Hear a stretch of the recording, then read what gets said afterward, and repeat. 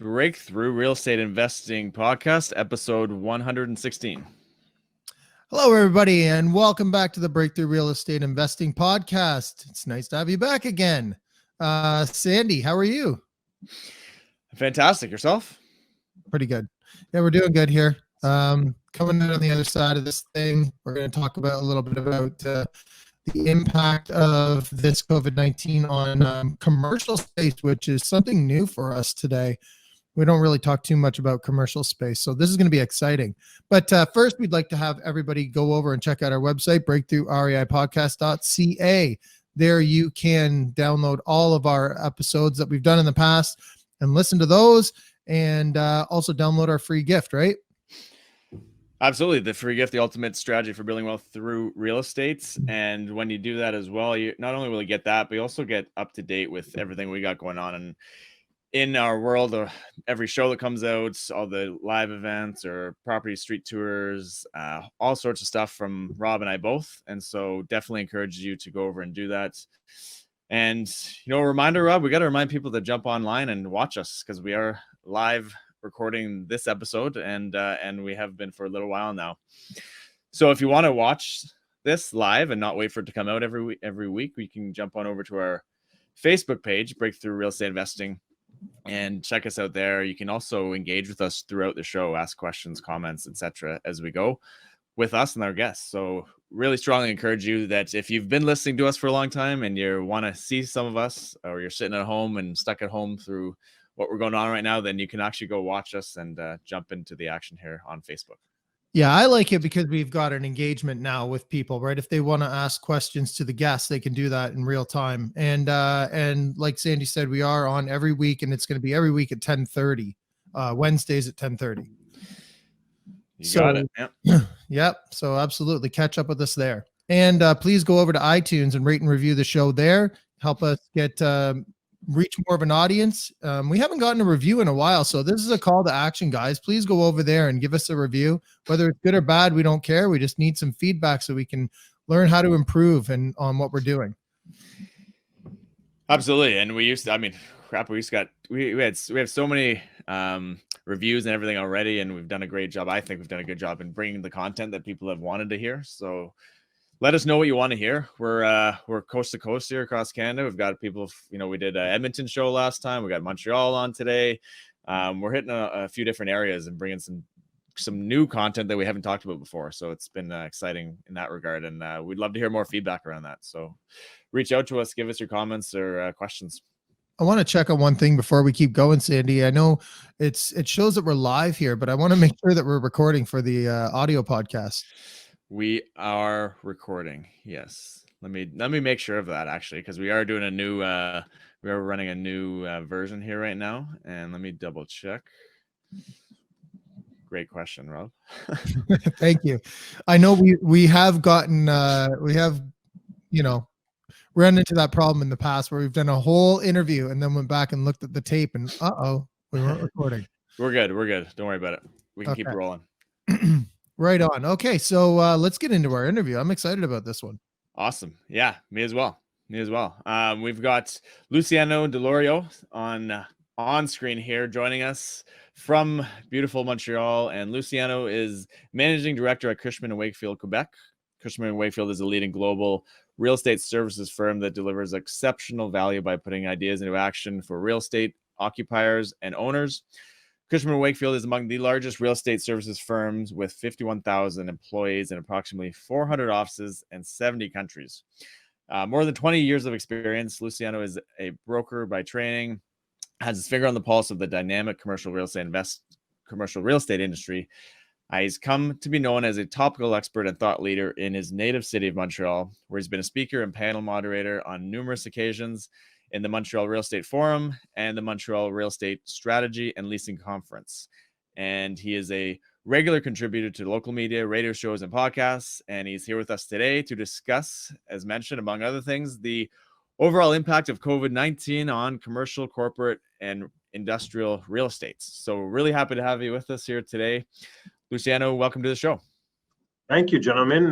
Pleasure being on, and bonjour from lovely Montreal. Yeah, thanks again. Really appreciate you taking the time to come out and answer these questions that we have for you. The commercial space is something that we really haven't covered too much of, and it's good. It's good to have like a top expert like you to answer our questions. So yeah, welcome.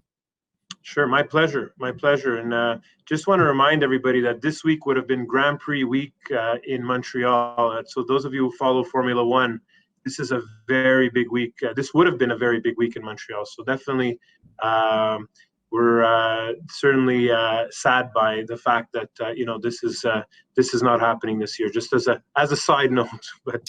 Well, I guess aside from the commercial space, because obviously we're going to get into that, what's the overall state of things where you are in Montreal? So from a pandemic perspective or from a virus perspective, every day our premier has been briefing us as to the number of deaths and hospitalizations that have been going on. We've seen a change in the curve. We've seen some flattening of the curve. And also what's been happening is that the premier has basically allowed businesses that are non-essential to start opening up again. So we've have different waves and different phases. The latest ones being hair salons and barbershops. I think those will be opening up next week. So there's some sense of coming back to some normal. On the office side, what's happening is that most employers are saying, maybe we'll come back in September, or we'll come back in some I've heard as late as December, and not so much because the government is not allowing them to come back or hasn't allowed them to come back. It's because there are children, a lot of people have children that are not in school, and the schools are not open until next September. So, just trying to figure all that out is what's going on right now, certainly on the office side. In our own office, actually, we're going to be going back. We're going to be coming back probably towards the end of the month, and we're looking at 25% of our workforce coming back at a maximum, just to make sure that we're doing our part and not spreading the virus, and obviously keeping our employees and our staff safe and healthy. Yeah, I think you guys might be a little ahead of where we are for reopening and whatnot, but there are some areas just a little bit to the north of here which are about the same spot. I think this Friday, some of the markets that I'm in to the northeast of Toronto are starting to open up with the restaurants and hair salons and that kind of thing, like you said too. So right. It is nice to see that. It does seem like proverbial light at the end of the tunnel. So looking forward to that. Now, before we get into what has happened with the pandemic, what was the commercial market like before any of this happened? So in Montreal has been on fire. We were on fire on the industrial side of the business. We were on fire on the office side. In Montreal, we've never really built on spec. So whenever an office tower, you'd see an office tower come up, that office tower was coming up because there was a lease in place, there was demand for it, and not only demand, but there had to be like a lease in place before the building came up. So that's what we typically saw in Montreal on the office side. On the industrial side, the demand was actually greater than the supply. A lot of occupiers of space, a lot of tenants were having a hard time finding the space that they needed for their businesses. So they were actually doing a lot of built-to-suits. And so we saw a lot of built-to-suits happening. And so that was us going into pandemic. And for us, the pandemic, like the date that I have in my mind is the date that in Quebec, we rushed the grocery store to get toilet paper. And that was March 12th. That was Thursday, March 12th, where people were in the grocery store and rushed the grocery stores, because on the 13th, then things started to shut down, and our premier said, "Le Québec va prendre une pause. We're going to take a break," is basically what he said in French. So, so we were on fire. We were on fire. A lot of demand, a lot of interest in Montreal. We were supposed to have a real estate conference in Montreal in May, that was going to attract people from all over the country. And it was the first time where I was getting a lot of calls from my colleagues and and confrères across Canada looking to coming into Montreal for that conference because they wanted to hear what was going on in Montreal. What's the secret sauce? What's going on, and how can we be part of it?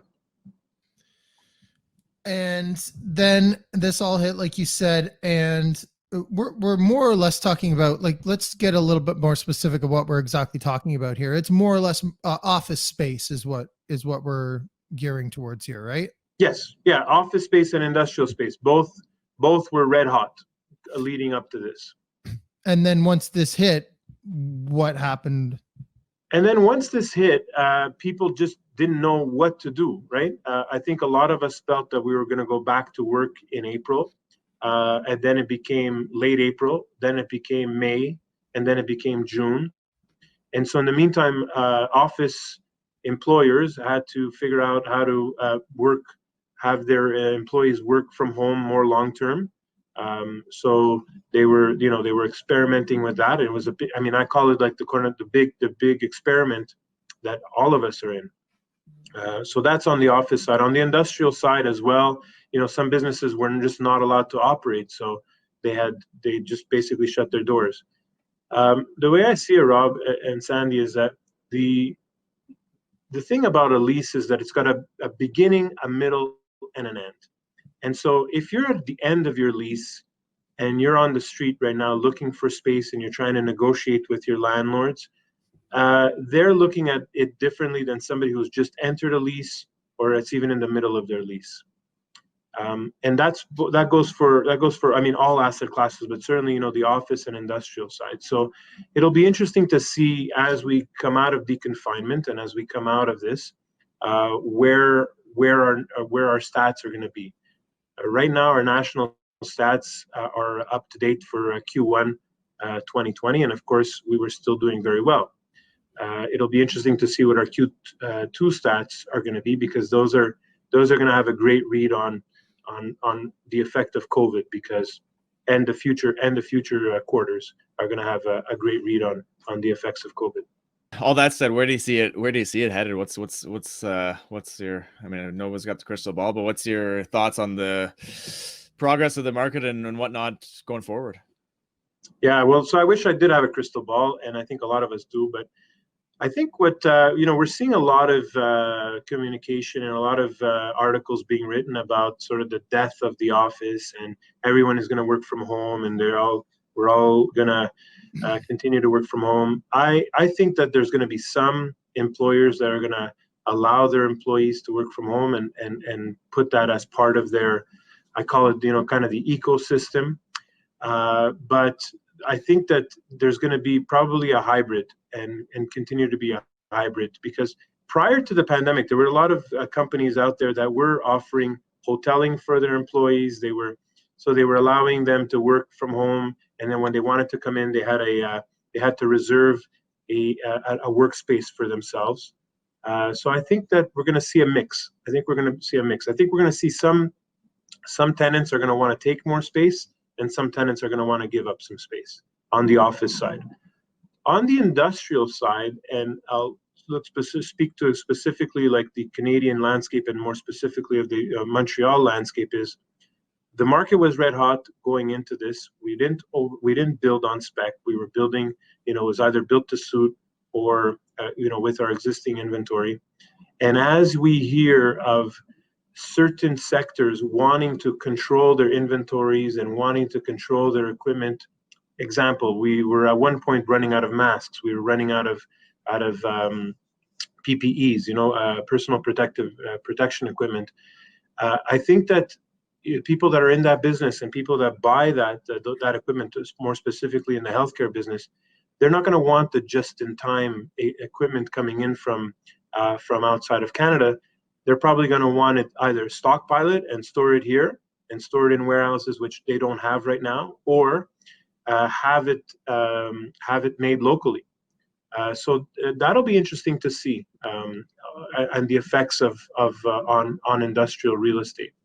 There's some of our clients, of course, that have said, look, I don't know if I want to keep all this inventory necessarily, because the business that I'm in, we can't afford to keep to keep inventory. Well, that would be a government mandate almost, though, wouldn't it be?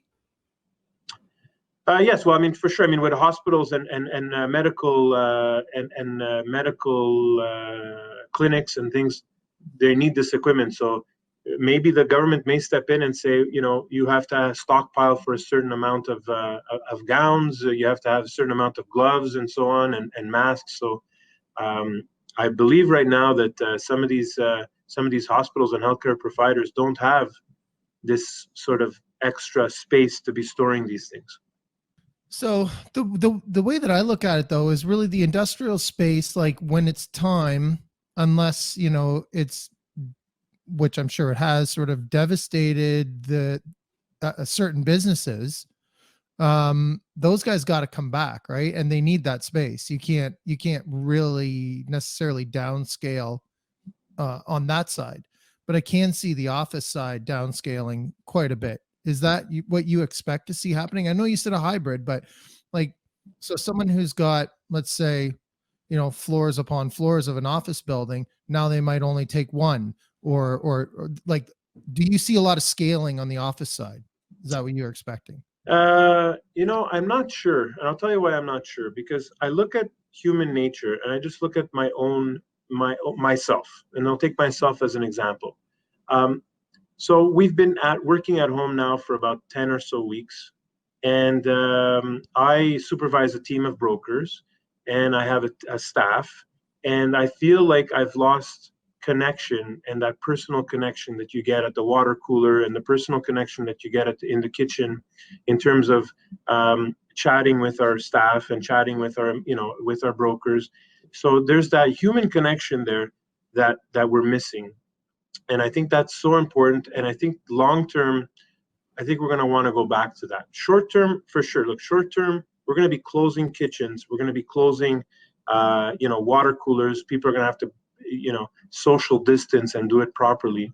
And especially if you're coming back with your workforce at 25%, that's 75% of the workforce is not going to be in the office space, right? They're not going to be physically in the office space. But I think about somebody.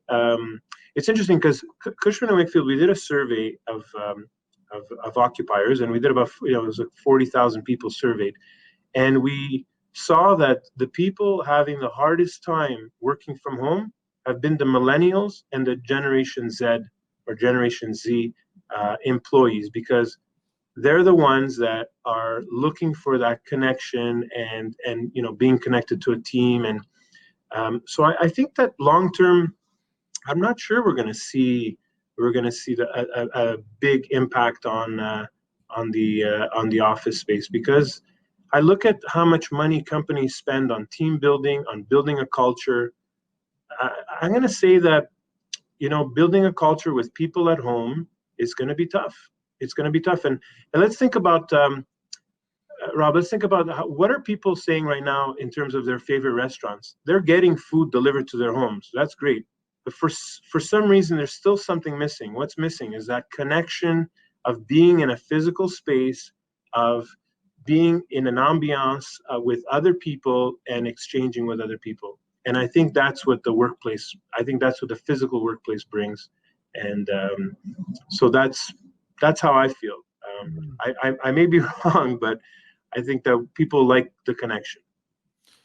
No, I would agree with you for sure. But do you think that with a 25% capacity that is sustainable? Like, it's really, if you look at just like, especially in a city like Montreal, maybe if you go outside, even to where I am, is a little bit easier for that kind of thing to work, this distancing thing to work. But there's certain businesses that just by nature cannot survive in that kind of environment. So, I mean, and just to tell somebody that they can open up their restaurant or they can open up their office and they can only have 25% of their force there, sort of just stringing them along almost, in my opinion. I guess what I'm saying is I don't necessarily see this being something that is prolonged. I feel like we're going to be back in action fairly soon. I hope you're right, and I hope we can do it in a safe way and that people feel safe. I think that's the biggest thing here is staying safe. And so this is why companies are saying we're going to reintegrate at 25%. If that experiment, because I mean, at the end of the day, it's an experiment. If that experiment goes well and we see that people are following the rules and they're not getting sick, then you go into another phase, and then maybe the next phase is going to be bringing back people at 50% and then 75% until you get to 100%, which is at a point in time.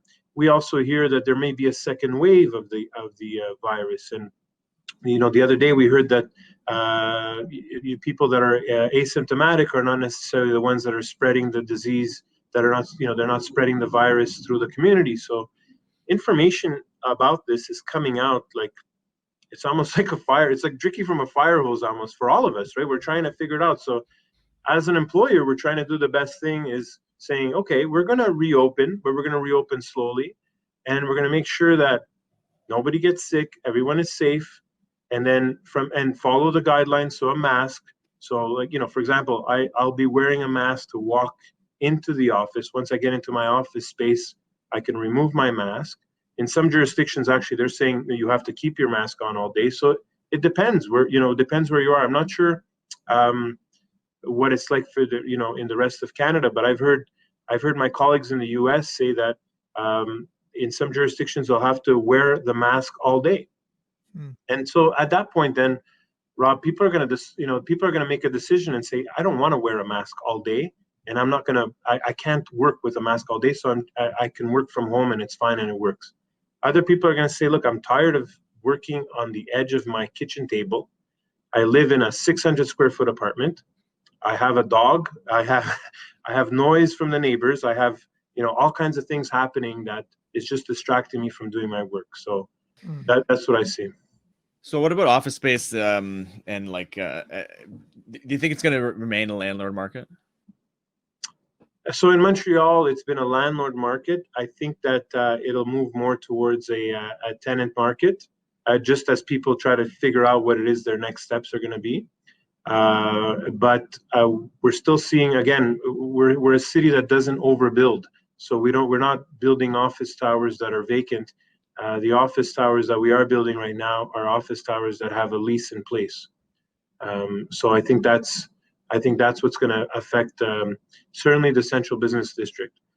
What we're seeing now in the suburban market is actually it was more of a tenant market than a landlord market in Montreal. And that may change because, again, based on short-term things that we have to do for COVID, there may be employers that'll say, instead of going to our downtown office, maybe we'll get a satellite office in the suburbs, assuming that the satellite office is going to be not an office tower, but a 2-story or 3-story building where, the use of an elevator cab is not important. I think that's going to affect that market. Right now in Montreal, the suburban market had been very much a tenant market. So it all depends on where you are. And in the rest of Canada, I mean, Calgary certainly is not is a tenant market. Toronto, Vancouver are hot markets as well. So I'd be interesting to see how that's going to turn. And how is the pandemic actually affecting the space design? So space design leading up to the pandemic was very much open plan, offices on the interior, if there were any closed offices, lots of collaborative space, lots of, game rooms. I think of some employers even have foosball tables and slides and things and bean bags and stuff. I think some of that stuff short term is going to be affected by the pandemic. So anyone who is currently in the design phase of their project, I'm sure are rethinking how they're going to build space. Will we see a return to the closed office environment that we had back in the, I guess, 80s and 90s? I'm not sure. I think that, again, we're going to kind of solve it with different things, a bit of the hybrid situation, some people working from home. But the hoteling, maybe we'll see less of the hoteling. people, having to use a cubicle in common with others. Maybe maybe what it'll be is the cubicle will be assigned to you, instead of being one that's used by multiple people. But again, it'll depend on the resources that a company has to have somebody cleaning and being behind those workspaces all the time and make sure they're clean. So the other type of design changes, like privacy walls, that kind of thing that we're seeing in banks and whatnot. Yeah, so short term, we have a concept called the 6-foot office, and basically what we're saying there is that in terms of cubicles, giving 6 feet around each cubicle and making sure that that the distance between your colleague is at least 6 feet, and a 6-foot radius. So we'll see some of that. You'll probably see some plexiglass or some partitions where you haven't seen them before, because typically the design has been very much benching right now, right? Everybody kind of collaborating, and low partitions between cubicles. So we may see a situation where we'll see cubicles return to kind of higher walls between people. The plexiglass. You'll see also a lot of wayfinders, right? The circulation in the office. On the short term, one of the things that we're doing right now is putting stickers on the carpet and giving people the flow and the direction of where they should be walking. So not only around the cubicles and around the workstations, but also just which way to walk. And that'll be an adaptation for people. But I think once you figure it out, I think it'll come second nature for people. But that's certainly on the short term. In the long term, I mean, I think we all hope that people working in the field are going to find a vaccine or find some sort of a treatment for this virus, and we'll be able to go back to maybe some of the things that we were used to and enjoying before. Yeah, I find that those arrows on the floor, I don't really pay attention to them until I'm going the wrong way, and then I'll notice and have to turn around and head back the way I came. Have you been busted? Have you been busted in a grocery store yet? Not busted, but I'll just notice myself, and then either if I'm close to the end, I'll sneak out, or maybe I'll have to turn around. It's hard to get used to it. Yeah. It might be weird if that sticks around long term, but understandably for the short term, right? It's just something we have to do. Yeah. Well, again, sorry. It's just tough for me to, I just think that the whole social distancing thing is really unsustainable. If we're going to get back to any kind of a normal market, it just can't exist in a city like Montreal. It's impossible. I mean, you've got elevators that, like you said, they take people to their offices, and I mean, there's all kinds of businesses like water parks and theme parks and whatnot, everything else that, I mean, even just walking down the street for Toronto to reopen, you can't walk down the street without, you can't keep that distance. It is technically impossible. So at some point, this is definitely temporary. So at some point, we're going to have to open back up and understand that, there's things just don't work if we can't get back to normal. Yeah, well, I think too, the fact that the authorities have come back and now said that we should be wearing masks. I think that if we are crossing each other's path and we're both wearing a mask, I think there's some sense of limiting that. I think the fact that we're more conscious of it. I mean, we're going to try our best to not put ourselves into situations. I think people are being more hygienic, using washrooms and trying to avoid touching surfaces. I mean, one of the things we talk about in terms of our preparation for coming back is trying to avoid touching surfaces and trying to avoid touching door handles and things. So what does that mean? Are we going to rip off all the door handles off of all of our doors? No, but we're going to try as much as possible to, if that door can remain open, we'll keep it open. If we can't, then we'll put a canister of wipes on the side, and so that people can use and make sure that it's disinfected. I mean, I think of so many things, of course, in our daily life that for sure some of these things cannot be avoided, but I think it'll make room for.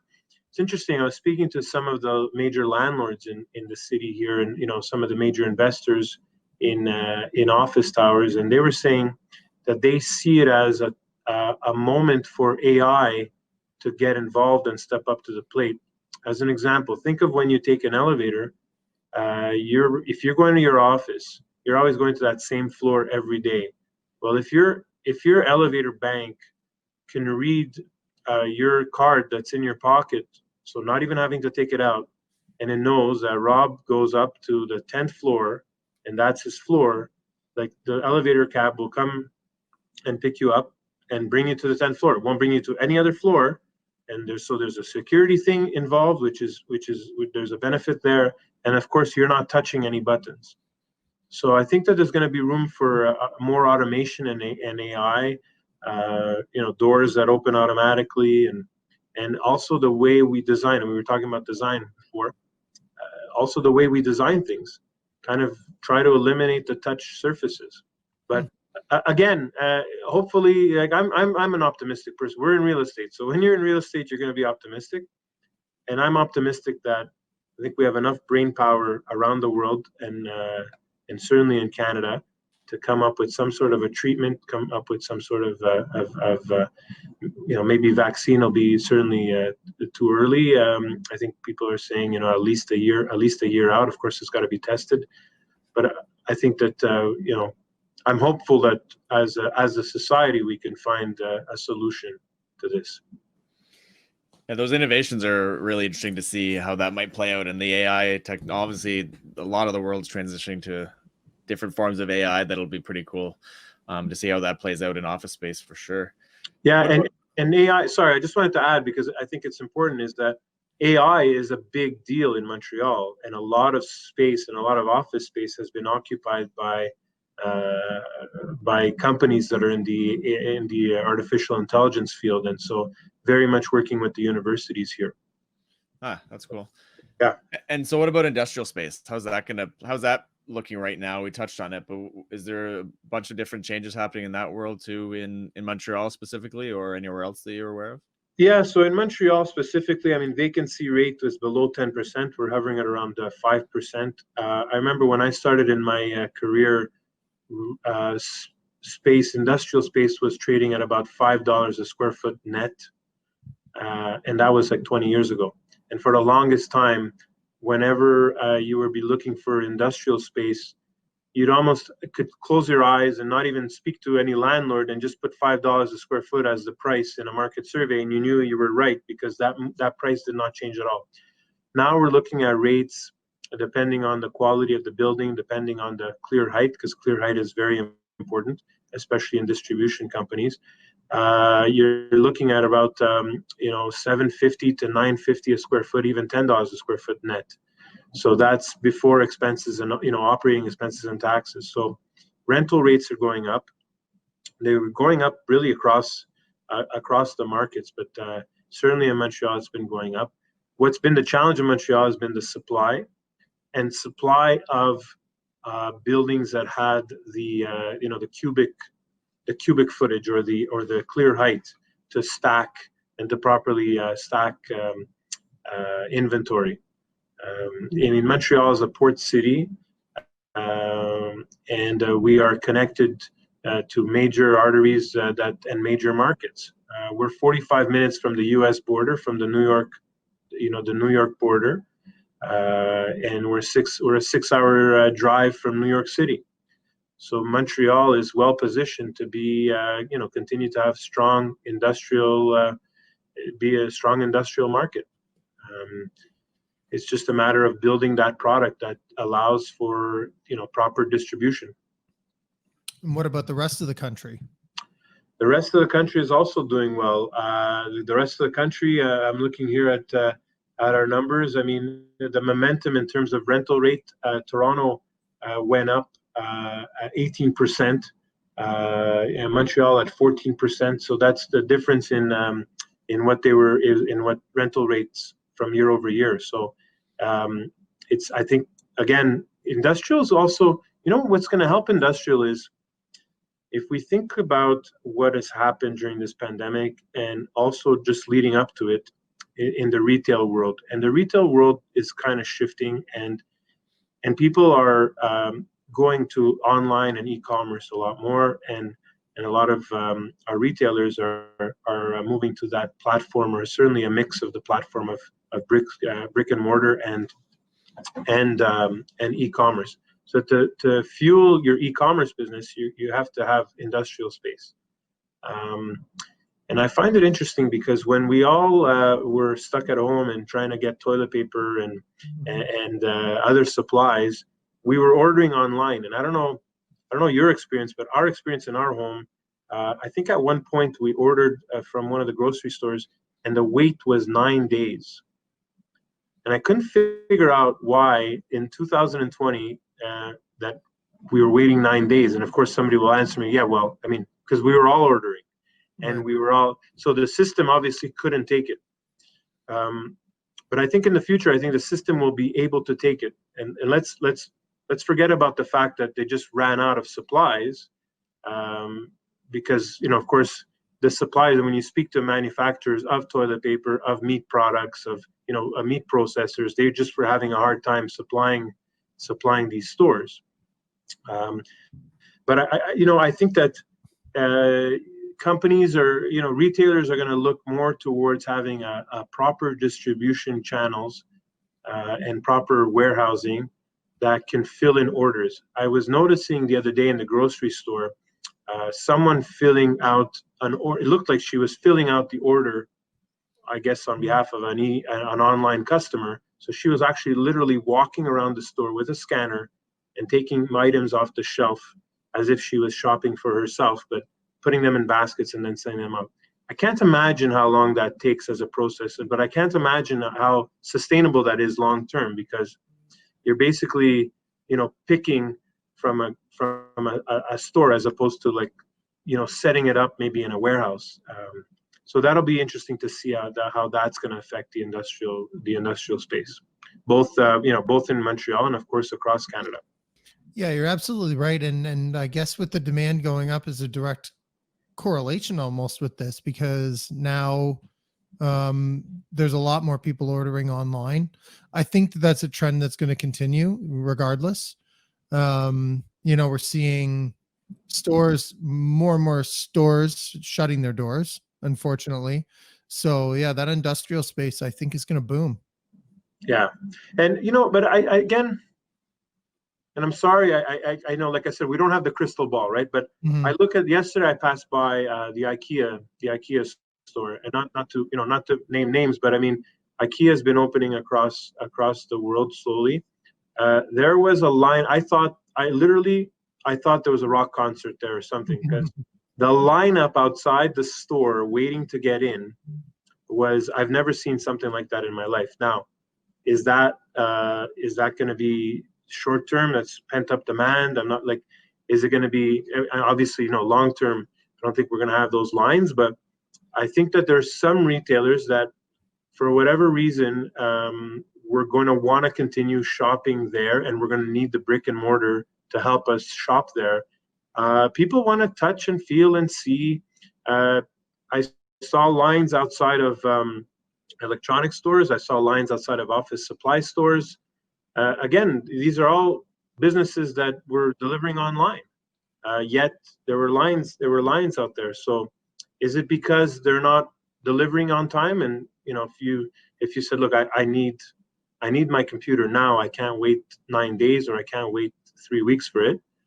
I get that, but I think there's also a combination of people just want to touch and feel what they're buying, see what else is out there, be able to compare quickly, and see what it looks like. So some retailers are going to continue to survive, and certain retailers are going to have a harder time. I think the apparel business, which is an important business in Montreal, I think that one it was hurting prior to the pandemic, and it's hurting now because none of us are going out.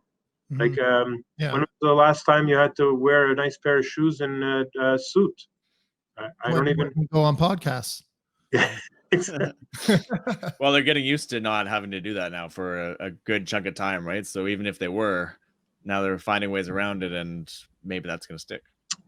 There's no parties. I mean, you think of spring, weddings and so on, like different parties out there. Like there's so certainly the apparel business has taken a hit on that, and so we'll see how it goes. Loungewear has most likely picked up a little bit. Hoodies. Luciano, what do you say about if someone was like investing in real estate then, and they're looking at a commercial versus residential world, or they're debating around getting involved in the commercial space in any way? Is that still a viable like investment option? Is there much more to be concerned about as just a pure investment standpoint? So I think I'll go back to my grade 7 geography teacher, who said to me, location, location, location. I think that's still true. It's certainly very true in real estate and very true in any city that we apply that to. I think so. Location is important. I think when we're looking at a real estate play and looking at an investment on the real estate side, I think a mixed portfolio is healthy. A lot of what we were seeing in terms of building in Montreal has been mixed use. So you'd have, let's say, a couple of floors or one floor of retail on the ground floor, followed by some residential, followed by office, and then followed by residential on the higher end of the tower. And that model has helped get a lot of projects off the ground in Montreal. And I think that's here to stay as a model. Short term, certainly there's going to be the social distancing and all of the different things that we need to do to keep ourselves safe. But long term, I think those are the plays. And of course, being connected to public transit, which goes to my point about location, connected to public transit and connected to a workforce. The millennials, the Gen Zs that we were all trying to attract in our workplaces prior to the pandemic, those people are still out there, and those are the people that are going to have to replace our current workforce. And those are people that typically live in urban centers, typically want to live, work, and play in the same environment. So any of your listeners, anybody who is looking at acquiring real estate, I would seriously look at, kind of number one, location. Number two, look at, the access to public transit in the long term, and looking at it from a mixed use perspective, not having it like just one specific asset class, but kind of a mixed bag for their project. It's interesting. I've never really thought of it that way, actually. Thought as one or the other. Never really is like a mixed thing like that. Yeah, well, I think that it's just been a lot of the projects that we see, and I don't know if it was a government, sort of a municipal government zoning situation that caused it, or was just a lot of office towers couldn't go up if they didn't have that mix. Sometimes it was a zoning thing, but a lot of times it was just you didn't necessarily have the demand on the office side, and you didn't have enough demand on the residential side. So you kind of like put the two demands together and put up a tower. We saw a lot of that in the neighborhood of the Bell Center, where the Habs play. I'm sorry, I can't do a Canadian podcast without mentioning the Habs. I apologize. But being in that neighborhood, like people want to live, work, and play in that neighborhood. Somebody raising a family, I would say a little bit more challenging in those neighborhoods, but those are not the people that want to be downtown and working downtown. I misunderstood what you were saying there at first, so I apologize. I have heard of that lots of times, but now we touched on this a little bit. Your company has developed the Safe 6 Return to the Workplace program. Did you want to just tell us a little bit more about that?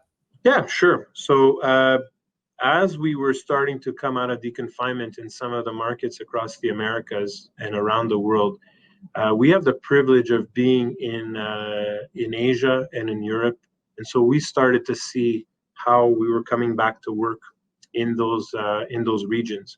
So we developed this Safe 6, and basically what we're saying is there's 6 steps to prepare for the return. Number 1 is prepare the building. So if you're a tenant and you're renting from a landlord, then work with the landlord and see what their protocols are for a safe return.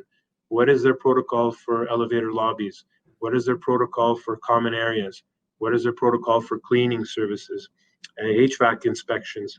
All of that stuff that needs to make, that we need to know that we're safe and that our employees are safe just getting to the door of our office door. So that's number 1. Number 2 is preparing the workforce. Our employees and staff have been told, we have almost weekly meetings where we talk about sort of what are our protocols and what we need to do to get everyone back. You can imagine that I have some of my staff that wanting to return today, but that's just not feasible because we need to make sure that everything is in place for them to be coming in. So the communication that exists with that, and developing a proper plan for people to come back to work. The third thing is the controlling access and making sure that who is coming in and out of the premises. Perhaps asking employees to self-check their temperature. I know some landlords in Asia and in Europe have thermometers and scanners at the and in the elevator lobbies to determine temperature and take temperature reads. All of that stuff. So the wipes and the sanitizers and the plexiglass at reception. So all of that stuff, certainly needs to be looked at as we prepare to go back to the workplace. Number 4 would be the social distancing plan. So drawing either with tape or with carpet, giving yourself a distance between cubicles, giving yourself a space between the workstations. That's important, and of course the decals on the floor and the wayfinders on the floor. The 5th we talked about, which was the touch points, and trying to eliminate touch surfaces and touch open doors if you can, close spaces if you can. If the space is not being used, then put a sign up that says that nobody's to go there. Remove chairs if you have to, so that people don't sit there and are enticed to be sitting next to someone. And then the last one is just a proper communication, and establish a 2-way communication between employees and supervisors, and also with the building. Just understanding and continuing that communication, because again, what we all want to be is safe. We all want to make sure that we can stay safe and keep ourselves safe, keep ourselves safe, keep our clients safe. And we don't want to be propagating the virus. And where can people go and get some more information on that? There's a website, I think, for that 6foot. Is it 6footoffice.com is what I'm looking at. Is that right? Yes, exactly. And that'll bring you to our Cushman and Wakefield website. So cushmanandwakefield.com. There are tons of information that we've developed together with our clients and for our clients, of different things that we're seeing, either surveys that we've taken in terms of people's experience from a workplace strategy side, or just kind of getting prepared for the office space, the industrial space, the retail space. So we've got great material out there. And I don't know if you have any French listeners, but certainly if you do have French speakers that would like French-speaking material, French material, happy to share that with them. So if they go to the website cushwake.com and do a search on my name, you'll be able to find my email address and reach out to me. If not, it's my first name dot D'Iorio without the apostrophe at cushwake.com is my email address. So okay, we can put that in the show notes. We'll attach all of your contact info in there if people want to get in touch with you. What's next for Cushman and Wakefield? What's next is continuing to accompany our clients, both on the investor side and on the occupier side, for a safe return, and helping them with workplace strategy, helping them with making decisions and dealing with on the leasing side, certainly dealing with their current situation. So that's certainly what's on our minds right now. Okay. And once again, I guess, is that the best way for people to get in touch with you is through 6footoffice.com, or is there a better way? Cushmanwakefield.com as well, and Luciano.D'Iorio@cushwake.com, and they can send me an email, and happy to steer them in the right direction. Okay. Well, thank you again for being here today. Really appreciate everything that you've shared with us. I know that we went long on this, and now you're sort of missing a meeting, so we'll wrap it up. But thanks again. Really appreciate everything. Gentlemen, thank you very much, and let's stay safe, and looking forward to one day seeing you in your hometowns. Thank you. Awesome. Take care. All right. Have a good day. Bye, everyone. Thanks so much.